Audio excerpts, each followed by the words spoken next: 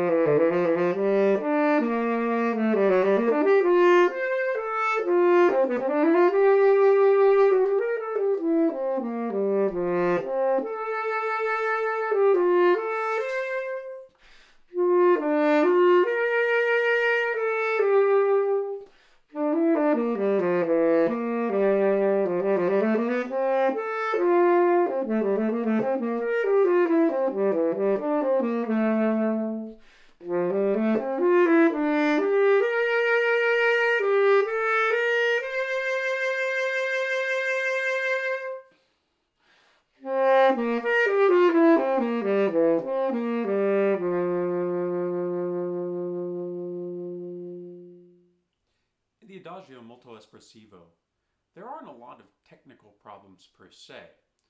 The closest thing I would say would be going back and forth between the sixolets and the duple rhythms and being very careful that the rhythms are very clearly defined. Especially whenever you have a dotted 8/16 followed by a sixolet rhythm.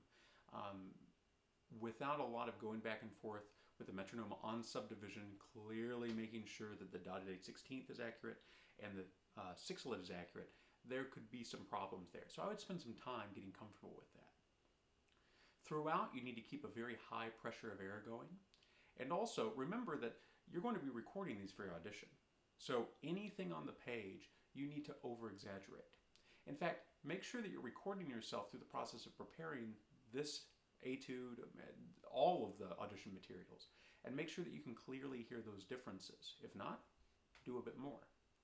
But throughout, you need to keep in mind that this is titled molto espressivo, very expressive.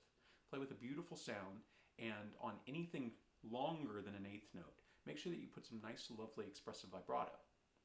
If you don't know how to do vibrato effectively, scroll down on my YouTube channel and you'll see a video where I help you out with that. And of course, please contact me if you have any questions about that. Next, listen as I perform the waltz.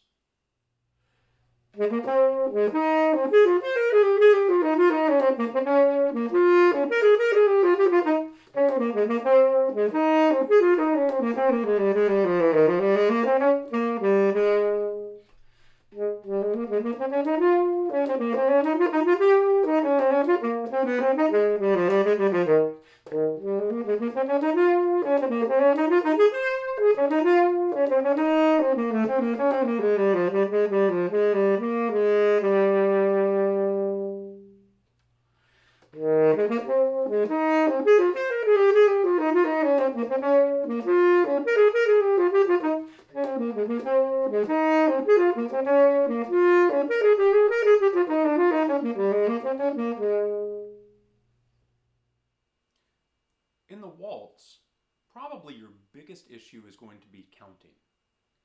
Now, a waltz, normally we think of boom, chit, chit, boom, chit, chit. This nice light accent on one followed by two other beats. So it's usually going to be in 3/4 or 3/8 or something like this, but you find this example in 6/8. Now, no matter what, you have to have a counting system. If you don't have one for 6/8 yet, go talk to your band director. You could use 1, 2, 3, 4, 5, 6. You could use 1 lolly, 2 lolly. I would go with that. I would go with something in 2. But again, ask your band director if you don't have a system yet. But you have to be very accurate in your counting. Also, you don't have a lot of information here besides just waltz.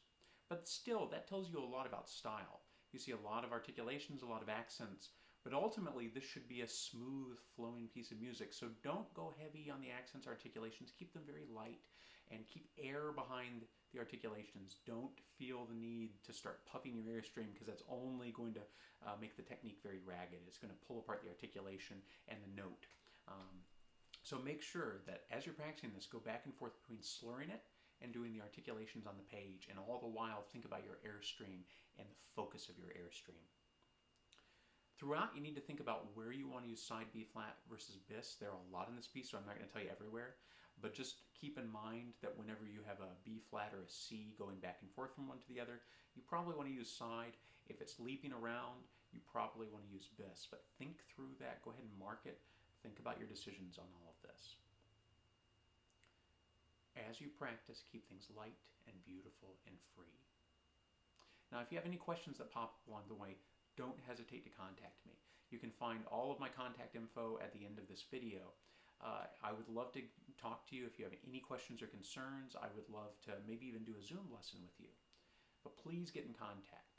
And until then, happy practicing and best of luck.